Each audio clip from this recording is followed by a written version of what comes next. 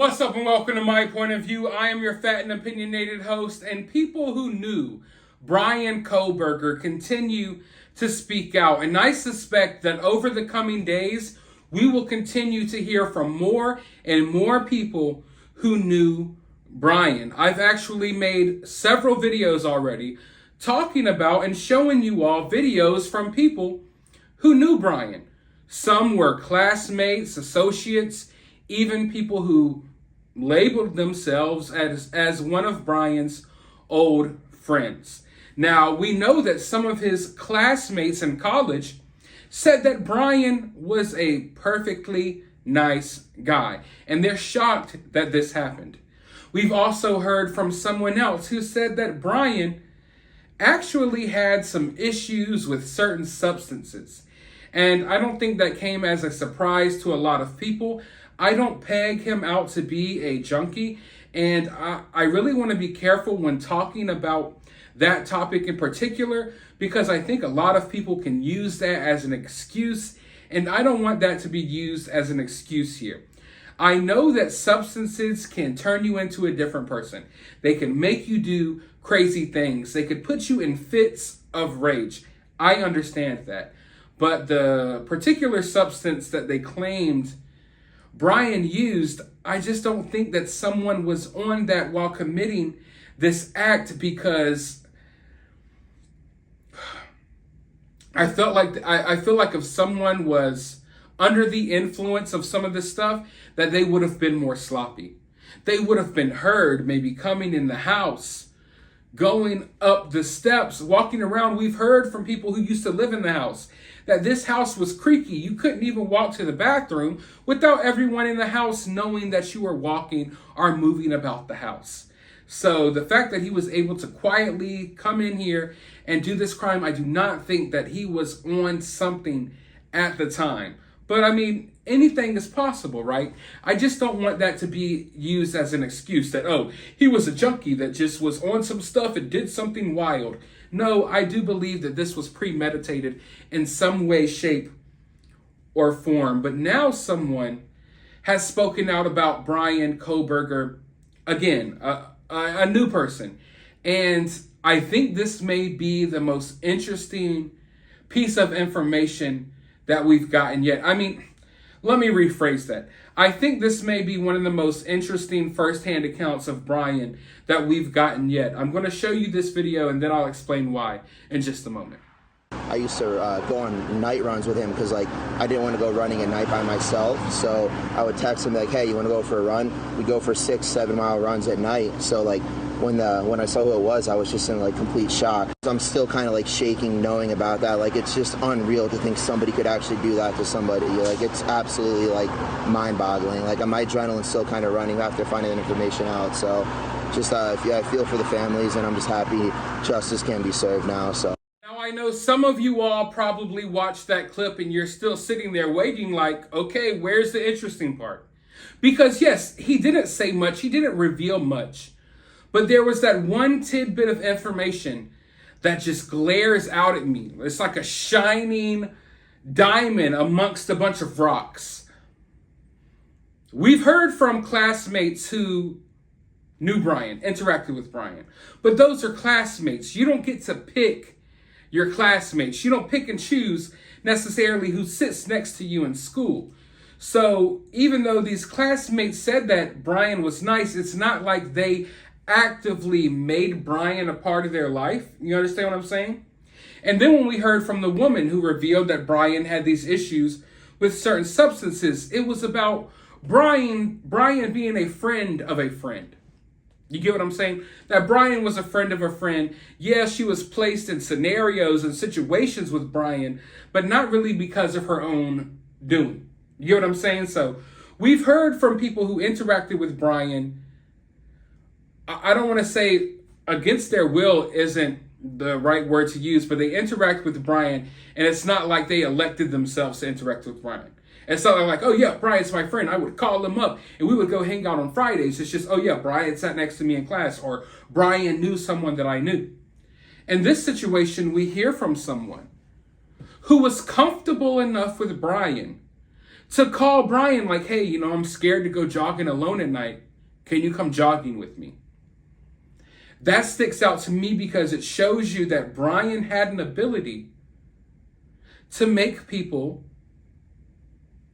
feel unthreatened by him. And not just that, Bryan had the ability to make some people feel comfortable enough that they call Bryan to feel more comfortable. Imagine being kind of afraid to go running at night. Imagine being afraid to go outside at night, so you call Bryan, someone who gruesomely took 4 lives. Now, of course, this guy had no idea about that. But I can't help but believe that if someone like this would call Bryan in a time of need, in a time where he needed someone to comfort him, he needed a person there to make him feel more comfortable, that they felt comfortable enough calling Bryan. And I think that says a lot about who Bryan is as a person. That Bryan is not necessarily this monster that people would run away from, but that Bryan was, as a lot of people say, kind of a nice and cool guy. And at the very least, Bryan was able to make people feel comfortable with him. Was Bryan able to make one of these 4 victims, was he able to make them feel comfortable with him? I think there's a lot of speculation out there about, did Bryan know these people or not?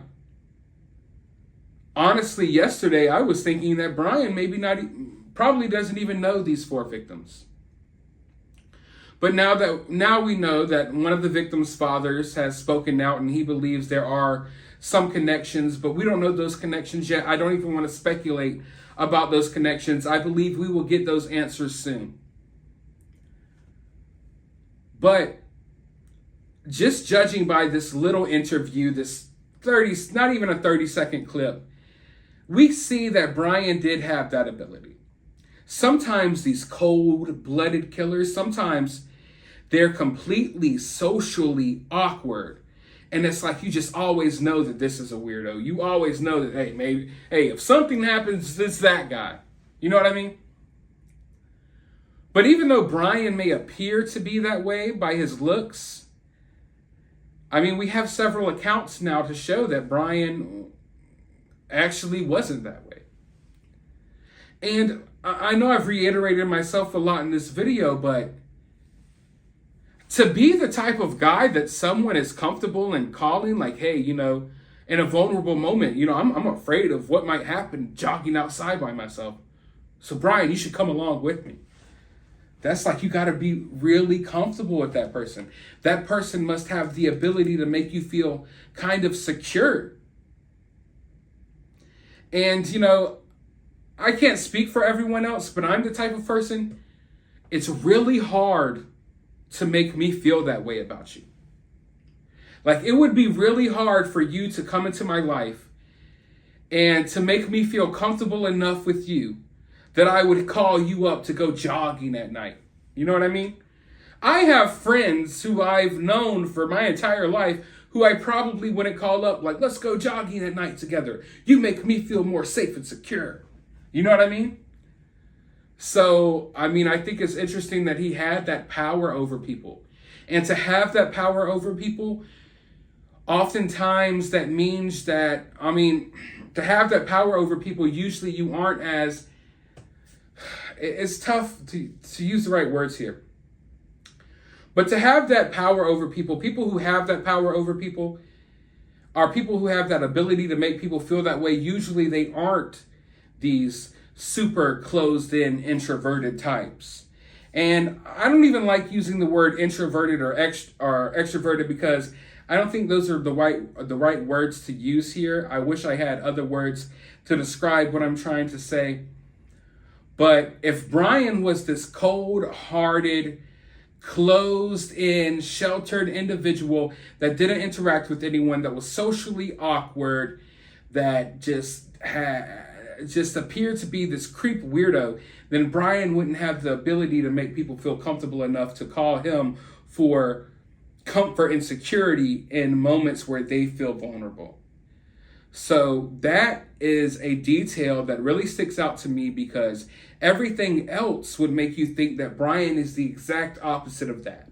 When you think of Bryan Kohberger, that's the last person you want to call when you're going jogging at night, because he looks like someone who might actually be the person that's out to get you. You know what I mean? It's like, if I'm going to call someone to go jogging with me at night, I'm not going to call the guy that looks like a freaking serial killer. But he had that charm and that power over people to make people feel comfortable with him enough to do that. And that is something that really sticks out to me, because he could have had that same effect on some of these victims, or people who are close to these victims, to where maybe they wouldn't view him as this creep and this threat. But let me know your thoughts about this down in the comments below. While you're down there, hit the thumbs up, hit the subscribe, ring the notification bell, and remember to always remain opinionated.